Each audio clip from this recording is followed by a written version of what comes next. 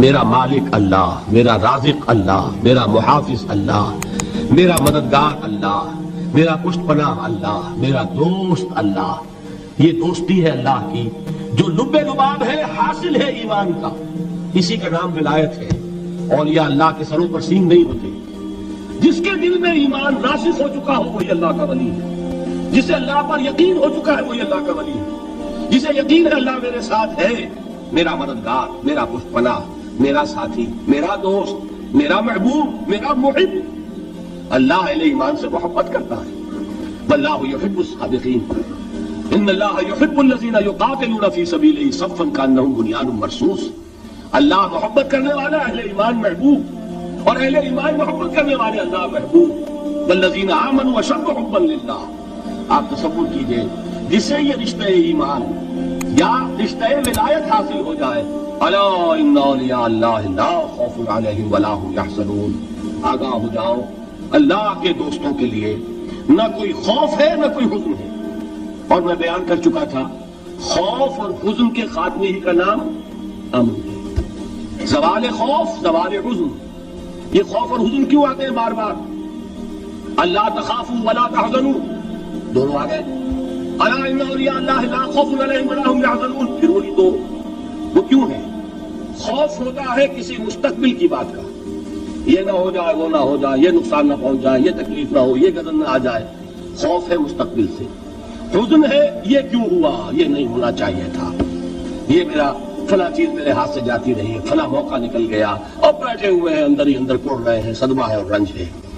اور جو اللہ پر ایمان رکھتا ہے وہ جانتا ہے ما اصاب من مصیبت فی الارض ولا فی انفسکم الا فی کتاب من قبل ان نبرأها ان ذلک علی اللہ یسیر لکی لا تعصوا علی ما فاتکم ولا تفرحوا بما آتاکم واللہ لا یحب کل مختال فخور. اس زمین میں یا تمہاری جانوں میں کوئی تکلیف، کوئی مصیبت نہیں آ سکتی سوائے اس کے کہ جو اللہ نے لکھ دی ہو اس سے پہلے کہ وہ ظاہر ہو.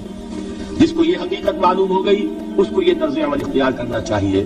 جو چیز چھن جائے، جاتی رہے، چھوٹ جائے، اس پر افسوس نہ کرو. کس نے چھینی؟ دوست نے. دوست کے فیصلے پر شکایت.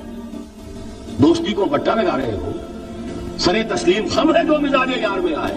اگر دوستی ہے تو پھر تو تمہیں گردن جھکانی چاہیے کہ ہر ساقی ہماری عین الطاف است، جو بھی میرا ساقی میرے پیالے میں ڈال دے اس کا کرم ہے. جو اس کی طرف سے آئے اس پر کوئی رنج نہیں، کوئی صدمہ نہیں، کوئی غم نہیں، کوئی شکایت نہیں، کوئی شکوہ نہیں. اور جو ہوگا وہ اس کے اذن کے بغیر نہیں ہوگا، اور اس کا اذن ہوگا تو یقیناً میرے لیے خیر ہی خیر ہے. چاہے وہ ناگوار شے ہو، بظاہر مجھے اچھی نہ لگ رہی ہو، میری شارٹ سائٹڈنس میں مجھے وہ نظر آ رہی ہے کہ میرے لیے بری ہے، لیکن قرآن نے کہا ہے آسان تکرہوا شیئا وہو خیر لکم وآسان تحبوا شیئا وہو شر لکم واللہ یعلم وانتم لا تعلمون. ہو سکتا ہے تم کسی چیز کو ناپسند کرو درحال کہ اسی میں تمہارا خیر ہو، اور ہو سکتا ہے تم کسی چیز کو پسند کرو درحال کہ اس میں تمہارا شر ہو. اللہ جانتا ہے، تم نہیں جانتے. جب مجھے یہ بات معلوم ہو گئی میں نے اپنا معاملہ اللہ کے حوالے کیا. سپردم بے تو مایا خیش را اتانی حساب کم و بیش را. اے رب جو تو چاہتا ہے وہ ہو. تیرے علم میں جو شے میرے لیے خیر ہے وہ ہو جائے. میری کوئی پسند نہیں، میری کوئی چاہت نہیں. یہ ہے راضی برضائے رب. اکبر الہآبادی نے اسے کہا ہے رضائے حق پہ راضی رہ. یہ حرف آرزو کیسا؟ خدا خالق، خدا مالک، خدا کا حکم تو کیسا؟ جب میں آ گیا بیچ میں میری پسند، میری مرضی، میری خواہش، میری چاہت، یہی تو شرک ہے. ما شاء اللہ کان وما لم یشاء لم یکن. جو اللہ نے چاہا وہ ہوا، جو اس نے نہیں چاہا نہیں ہوا. اختیار اس کا ہے، میرا تو نہیں. رضائے حق پہ راضی رہے یہ حرف آرزو کیسا؟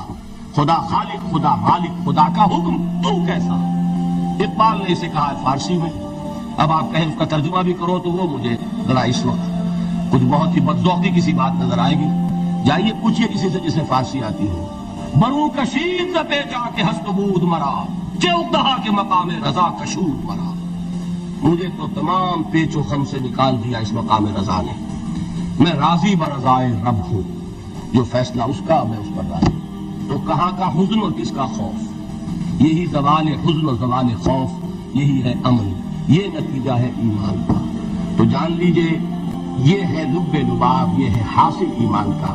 یہ ہے تو ایمان ہے، یہ نہیں ہے تو ایمان نہیں.